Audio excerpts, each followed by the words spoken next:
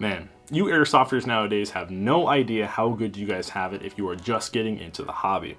When I first started playing airsoft, getting a full metal gun meant almost breaking the bank to get some basic externals and a gearbox that was going to be very so-so. But nowadays with manufacturers like SEMA, Elite Force, as well as Lancer Tactical, you can get some amazing entry-level guns at a very, very good price point to see if airsoft is going to be a cool hobby for you to spend more money on. Now, as with everything, these are entry-level guns that I'm going to cover today, and the price range that I chose was under $125. Now, I know a lot of you guys out there that are more experienced are going to say, but Josh, seriously, why don't you just save up some additional dollars and try to get something in the $150 to the $200 price range? And I would totally agree with you, but unfortunately, not everybody has the budget to do something like that. So let's cover guns. Let's cover 3 guns, I should say, that are under $125 that are going to be the best bang for your buck out of the box. Alright guys, to kick things off, this is the SEMA 507 coming in at $109.95 and is in the M4 A1 style configuration. Now, I do have 3 guns to cover, so I'm going to brush over these features pretty quickly. In the rear, we do have a polymer crane stock. This is going to house your battery because obviously the gun is rear wired. Additionally, the crane stock is adjustable to whatever length of pull you need. Right in front of that, you will see a sling plate, which is obviously going to attach your sling. Farther forward, you're going to have a polymer upper and lower, as well as a removable carry handle. So there's a rail underneath this, so if you want to add on your EOTechs, ACOGs, whatever you want to put on there, you have the option to do that, or simply keep the gun stock and have that nice M4A1 style look. Farther forward, you do get a polymer riz, which is great for attaching your rail covers, as well as your vertical grips, flashlights, whatever you guys want to add to make the gun more feature friendly for yourself. Now, the gun does come with a 300 round high cap, which is great for an entry-level gun out of the box, but remember, as with all things airsoft, go get a couple extra mags. It will drastically help you on the field. Internally, the gun is a version 2 gearbox, which is a full metal gearbox from SEMA and is pretty solid out of the box. The barrel inside is a 363mm inner barrel that has probably a tolerance of around 6.03, so your accuracy at around 400 FPS with a .20 BB is going to be pretty dang decent. So for $109, that covers basically all the features. But let's talk about what comes in the box really quick, as that is also important.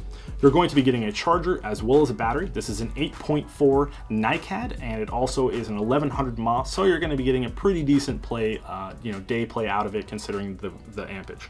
Now, you're also going to be getting a sling. Now, the sling is a little flimsier, and I would definitely recommend upgrading to something newer if you get the opportunity, as this one probably is very prone to breaking. So if you're going to run the gun with a sling, definitely be careful about it, as this is a polymer gun. We don't want to drop it and break it. So for $109, that's basically going to cover the SEMA. Now, this gun does also weigh around 4.5 pounds, making it the lightest out of the 3 that I chose, and overall the gun is very, very solid. So let's move on to the next one in the bunch, which is the Lancer Tactical. Alright guys, next up on the list is going to be the Lancer Tactical, coming in at $96, which is well under our $125 budget. But you get a lot of features that are very similar to the SEMA, actually kind of almost identical to the SEMA, so let's cover those really quick. Polymer crane stock, battery is housed in the rear, sling plate, polymer upper, lower, as well as a removable carry handle to add your optics. Polymer riz, version 2 gearbox on the inside, 363mm inner barrel, and an overall FPS of right around 400 feet per second with a .20 BB, making this perfect for outdoor play. But what separates this from the SEMA is actually what comes in the box, so let's cover that real quick. Starting, you are going to get, once again, the standard charger and battery combo, and this battery is a slightly higher mAh rating at 1200, but is once again an 8.4 NiCad. Once again, you have that sling. Be careful with these. They do work, but as always, have caution with this. A little bit more, you have rail covers, which I think the polymer on the Riz honestly isn't that too big of a deal, but if you want your gun to look the part, you can obviously add these on there. It also comes with a vertical grip, which is really cool to basically just have a really nice little index point on the gun. I think this is a great feature from them. Additionally, you are going to get some Lancer Tactical BBs out of the box, and obviously this gun does come with a 300 round high capacity magazine, and like I said earlier, make sure to pick up a couple more of those if this is something that you're into. So for $96, you actually get quite a bit of features out of the box, and the Lancer Tactical is going to be a very good option for you budget players. But let's move on to what is my personal pick out of these 3, and that's the Elite Force. Now, we did want to preface, the Lancer Tactical came in at 5.5 pounds, making it the heaviest of the bunch, but I think that probably is due to its very solid build construction.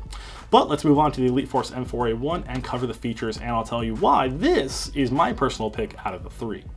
Starting from the back, you're going to have a car style stock. Now this gun obviously is not rear wired, so that is something to keep in mind for you guys out there. It does not have a sling plate, which is kind of negligible. If you don't want to run a sling, don't worry about it. You're going to have a polymer upper and lower, as well as a removable carry handle to mount your optics if you want to do that, or once again, keep the M4A1 look if you want to do that. Now I do want to mention something. The polymer on the upper and lower on this gun feels very, very solid to me, and I really like the build construction overall. I think this is probably the better polymer out of the three, and it definitely lends credence to Elite Force's good quality control. A little farther forward, you're going to have a polymer handguard that does house your battery, and if you want to switch this out for a Riz, you will have to figure out what to do with the battery space in that area. It comes with a 300 round high capacity magazine, as well as a version 2 gearbox on inside and a 363mm inner barrel with a tolerance of 6.03. So out of the box, you're going to be getting some pretty decent accuracy at 350 feet per second with a .20 BB. The gun overall weighs 5 pounds, and I do want to hark back to that FPS rating because that's exactly why I chose this gun. Now, for most fields out there, if you want to play CQB, you're going to need a gun that shoots 350 feet per second. Now, why is that important? Well, the other two guns shoot at 400, which means you can only use those at fields, outdoor fields, I should say, that have that rating. So if you want to be able to play right away and have a gun that's going to be accessible to a lot more fields, this is probably the better choice because CQB does seem to be a very, very, very, very popular play style. Now, obviously, the gun has some stuff inside the box, so let's take a look really quick and see what it comes with. Now, you're going to get your standard charger and battery. This is an 8.4 1200 mile rating NiCad, so pretty standard across the board for batteries for these guns. But what sets this apart is the addition of an extra magazine. Now, I think that this is very important because for newer players, having an additional magazine means you can play longer, carry more ammo, obviously, and be able to reload, which is obviously very, very fun to do. So including an additional 300 round high cap, I think is a great move by Elite Force, and overall makes this gun a lot more accessible. So that's going to do it for the Elite Force M4A1, and overall I think this gun is a great solid option at $109 for an entry-level player.